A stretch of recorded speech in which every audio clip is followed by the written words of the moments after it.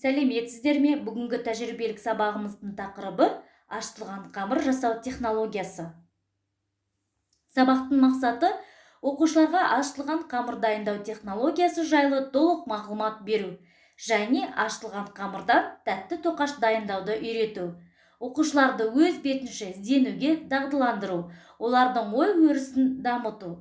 Тәрбиелік мақсаты еңбексүйгіштікке, ұқыптылыққа, іскерлікке тәрбиелеу. Жоспар: нан тоқаш өнімдерін өндірудің технологиялық сызбасын түсіндіру, қамыр ашытудың тәсілдерін үйрету және де ашытылған қамырдан тәтті тоқаш дайындауды үйренеміз. Қамырдан жасалған өнімдер балалар жоғары құндылыққа ие болғандықтан барлық ел аспаздығында маңызды орын алады. Ашыған қамырдың негізі ашу болып табылады. Қамырдың ашуына қант, май мөлшері әсер етеді. Ашытқы мөлшері көп болса, ашу тез жүреді, бірақ мөлшерден көп қосу адам денсаулығына зиян болып кетеді. Сондықтан берілген рецептурадан ауытқымауымыз қажет. Қамыр ашу кезінде көмірқышқыл спирттік ашу нәтижесінде пайда болады. Сондықтан қамырды көмірқышқыл газын шығару үшін ашу кезінде қамырды 2-3 рет илейді. Қамырдың жалпы массасының 10% қант, 5%-на май қосылады. Май мөлшері 5%-дан жоғары болған жағдайда ашу баяу жүреді.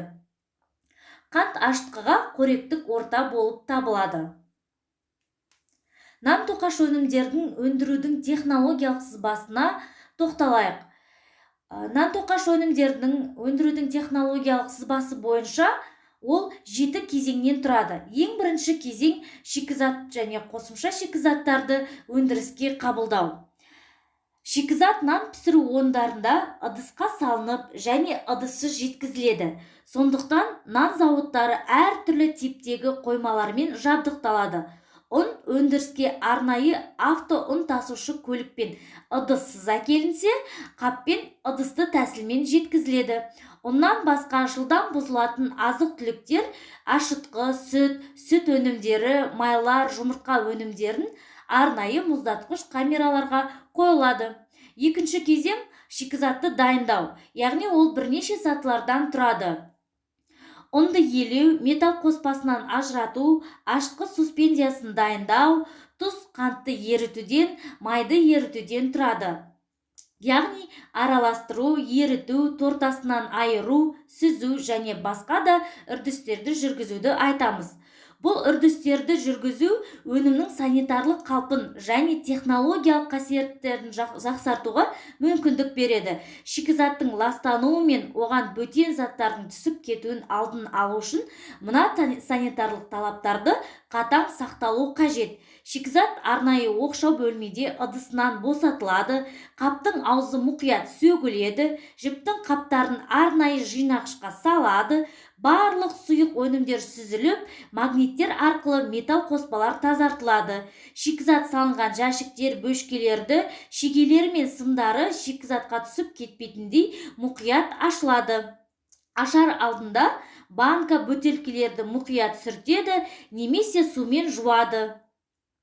Бункерлер мен қаптардан шыққан ұн металл қоспалардан тазартылып, содан кейін автоматты түрде таразыларда өлшеніп, өндірістік бункерлерге жіберіледі. Одан ары қарай қамыр илейтін машиналар орналасқан дозаторларға келіп түседі. Ал үшінші кезең ашытқы қамырды дайындау. Бұл да бірнеше сатылардан тұрады. Яғни бірінші ұн, су, ашытқыны мөлшерлеу, қамырды ашыту, қамырды илеу және ашытқы қамырдың ашуын, ашу уақытына қойылуы. Бұл үшін ұн, су, ашытқы мөлшерлеп алынып, қамыр илейтін машинаға салынады. Машина ашытқы қамырды илейді. Әбден иленген, иі қанған қамырды қамыр ашу үшін біршама уақытқа қойылады. Қамырды дайындау үшін әртүрлі қондырғылары бар қамыр илеу машиналары қолданылады. Бұл машиналар белгілі бір өнімнің ассортиментіне, қажетті рецептурада көрсетілген әртүрлі компоненттерден бір текті массаға алуға арналған машиналар болып табылады. Қамырдың илеу ұзақтығы, ұнның нан пісіру қасиеттеріне, дайындау технологиясы мен қамыр илеу машинасының маркасына тікелей байланысты болады екен балалар. Қамыр иленгеннен кейін ол ашытылуға қойылады. Ашитын жартылай фабрикаттар спирттік және сүтті қышқылдық ашу, қопсу процестері жүзеге асырады. Осы яғни микроорганизмдердің ашу әсерінен біздің қамырымыз ашып, көлемі үлкейеді. Қамырдың құрамы мен қасиеттерін жақсарту үшін ашыту барысында қамырдың қанын ендіру маңызды болып табылады. Иін қандыру дегеніміз қамырды 30-40 минут сайын 1-2 минут бойы қайта-қайта илеуді айтамыз. Ашытқы қамырдың ашу ұзақтығы 3 сағат пен 5 сағат арасында. Қамырдың ашу ұзақтығы 1-1,5 сағатты құрайды. Қамырдың ашығанын органолептикалық көрсеткіштеріне қарай анықтайды екен. Көлемінің ұлғаюы, дөңгелестелуі, торлануы, спирттің иісінің шығуына және қышқылдығына қарай анықтайды. Түсінікті ғой, балалар? Ал біздің 5-ші кезеңге келетін болсақ, 5-ші кезең қамырды бөлшектеу. Бұл да маңызды орын алынады технологиялық сызбадағы. Яғни ол мынандай технологиялық операциялардан тұрады. Қамырды бөлшектерге бөлу, бөлшектерді дөңгелету, алдын ала тоқысту, қамыр дайындамасын жасау, ақырғы рет тоқысту. Осындай сатылардан тұратын болады. Қамырдың бөлшектерін дөңгелету үшін қамырды дөңгелететін арнайы машиналар қолданылады. Қамырдың әрбір бөлігінің массасы суытылған өнімнің массасынан 10-12% көп болу керек. Неге десеңіздер, қамыр пісу кезінде 10-12%-ға дейін өз салмағын жоғалтады. Яғни бұны біз дайын өнімнің шығыны деп атаймыз. Келесі, дөңгелету барысында қамырдың құрамы жақсарып, шар тәрізді қалыпқа түседі. Ақырғы рет тоқысту үшін бөлме ішінде жылы әрі дымқыл ауа сақталуы керек. Бұл дайын өнімге кеуектілік пен көлем беріп, стандартты сыртқы қалыпқа келтіруге мүмкіндік береді. 6-шы кезеңі, нан өндірісіндегі 6-шы кезең өнімді пісіру. Ол нан пісіретін пештерде жүзеге асады. Пісіру барысында өнімнің көлемі үлкейіп, қыртыс пен жұмсақ бөлік қалыптасады. Пештің температурасы балалар әр түрлі нан түрлеріне, тоқаш түрлеріне, оның ассортименттеріне тікелей байланысты болады. Ең соңғы кезең нанды суыту, сақтау және сауда орындарына тасымалдау. Піскен нан өнімдері кәсіпорынның нан сақтайтын бөлмелеріне орналастырады. Мұнда суытылып сақталады. Бөлме іші таза, құрғақ және жақсы желдетілген болуы шарт. Тұтынушылардың тапсырысы бойынша нан экспедицияға жіберіліп, одан ары қарай автомашиналар арқылы сауда орындарына жеткізіледі. Автомашиналардың шанақтарына арнайы контейнерлар қойылған, ағаштан немесе пластмассадан жасалған науалары бар контейнерлер дайын өнімдер салынады. Яғни арнайы көліктермен нан өнімдері қажетті орындарға жеткізілетін болады. Мінекей балалар, нан тоқаш өнімдерін өндірудің технологиялық сызбасы осындай кезеңдерден, осындай этаптардан тұрады. Ал екінші біздің тақырыбымыз бойынша қамырдың ашыту әдісі. Қамырдың ашытудың екі түрлі әдісі бар. Бір сатылы әдіспен ашыту және екі сатылы әдіспен ашыту. Бір сатылы ашыту кезінде ұн, су, ашытқы, қант, тұз, жұмыртқа, май бір мезетте бірге қосылып қамыр ашытылады. Ал екі сатылы әдіспен ашыту кезінде ол екі сатыдан тұрады. Яғни бірінші сатыда ұн, су, ашытқы араластырып ашуға қойылады. Ал ұн, тұз, су және де басқа да қосымша шикізаттар иленіп, қамыр жасалынып, оны да ашуға қойылады. Яғни екі өнім де ашығаннан кейін бір-біріне қосады. Бұл екі әдістің айырмашылығы, бір сатылы әдіспен ашытылған қамыр тез ашиды, яғни 1 сағат пен 2-3 сағаттың аралығында. Ал қамырдың консистенциясына келетін болсақ, бір сатылы әдіспен ашытылған қамырдың консистенциясы тығыздау келеді. Ал 2 сатылы әдіспен ашыту кезінде қамыр ұзақ ашиды, және де оның көлемі 1 сатылы ашытылған қамырға қарағанда 2 есе көп, және де қамыр жұмсақ, үлпілдек болып келеді.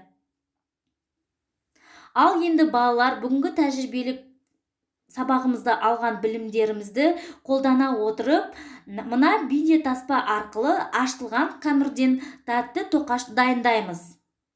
Оқушылар, бүгінгі тәжірибелік сабағымызды әрі қарай жалғастырамыз. Бүгінгі тақырыбымызға сәйкес 1 сатылы әдіспен тәтті тоқаштарға арналған ашытылған қамыр жасаймыз.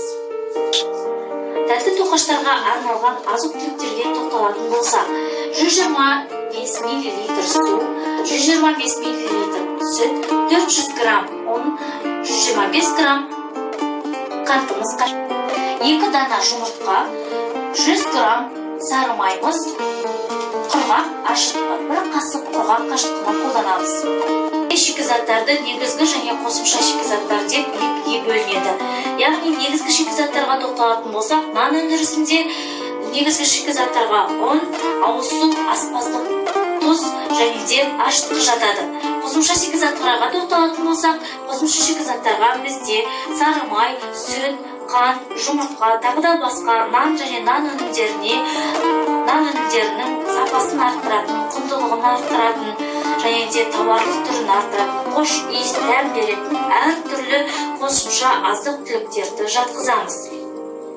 Өндірісте жұмыртқаның балғындығын анықтау мақсатында авоскоп құралы қолданылады. Яғни жұмыртқаның арнайы партиясын авоскоп құралы арқылы тексеріп, оның балғындылығы міндетті түрде тексеріледі. Ал балалар, сендер оны үй жағдайында тексеру мақсатында ең бірінші жұмыртқаны дүкеннен алып келгеннен кейін міндетті түрде жақсылап тазалап жуу қажет. Себебі жұмыртқа деген тірі өнім болғандықтан, оның сыртында, қабығында әртүрлі тірі микроорганизмдер болады. Яғни балғындығын анықтау барысында шұғыл ыдысқа суды толтырып құйып, жұмыртқаның барлығын саламыз. Егер де ешқандай жұмыртқа судың бетіне қалқып шықпаса, біздің жұмыртқамыз балғын дегенді білдіреді. Жасап аламыз. Ашытқыны жасау үшін 1 қасық ашытқы, 2 қасық қант және де жылы температурадағы сүтті қосамыз. Ашытқының көтерілуін 10-15 минут күтеміз. Тоқаштарға, тәтті тоқашқа арналған қамырымызды жасаймыз балалар. Майымызды ертіп аламыз.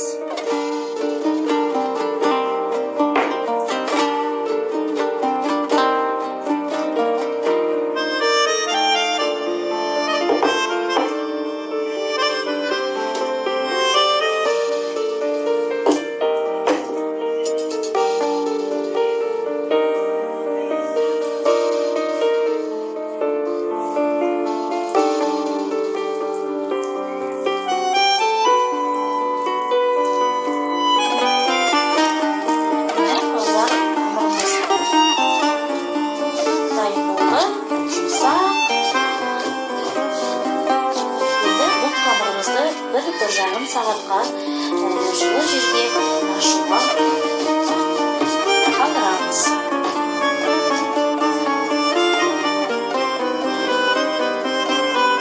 Міне балалар, қамырымыз ашып дайын болды. Әрбір жарты сағат сайын қамырымыз көтерілгеннен кейін оны басып отыру керек. Кішкене ғана майды жағамыз да оны басып отыруымыз қажет. Басу не үшін қажет? Себебі басу кезінде ашу процесіндегі көмірқышқыл газдары бөлініп, көмірқышқыл газдары жақсы бөлініп,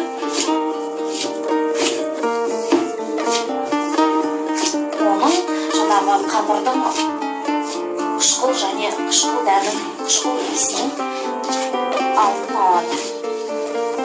Әрбір жарты сағат сайын қамырымызды осылай көтеріп, басып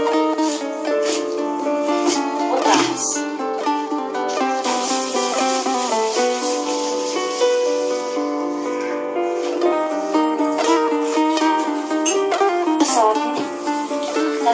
тоқашымызды осылай бұрыштан етіп жайып аламыз.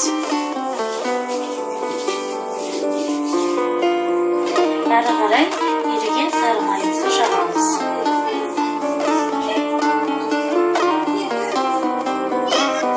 Қантымызды себеміз.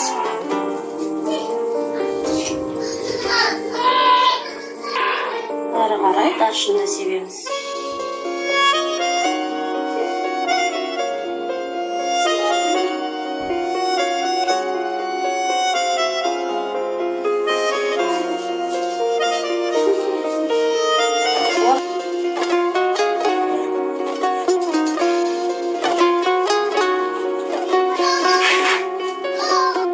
Даршыннан жасалған тәтті тоқаштарымыз дайын.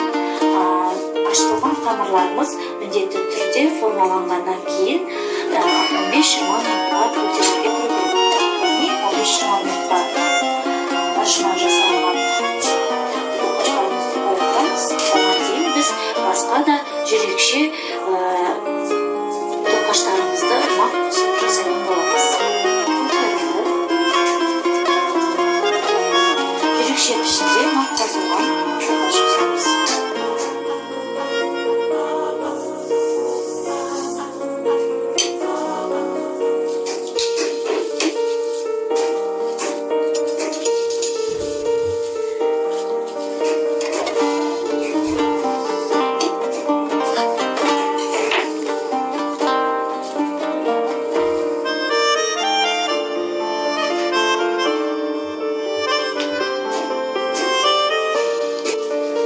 Балалар 20 минут уақыт өтті. Тоқаштарымыз әдемі болып көтерілді. Енді жұмыртқа сарысымен жағамыз. Мінекей дайын болды. 180 градуста қызып тұрған пешімізге 35-40 минутқа салып пісіреміз.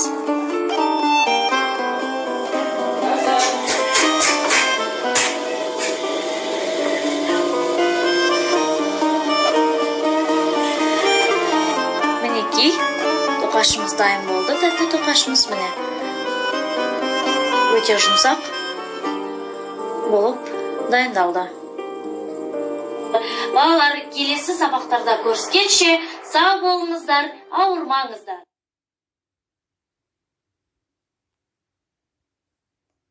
Ал енді үй тапсырмасы, балалар. Үй тапсырмасы бойынша нан тоқаш өнімдерінің технологиялық сызбасын жатқа айтыңыздар, және де бейнетаспа бойынша үй жағдайында тәтті тоқаштар дайындап үйреніңіздер. Бүгінгі сабағымыз барлықтарыңызға пайдалы болды деген үміттемін. Балалар, сау болыңдар.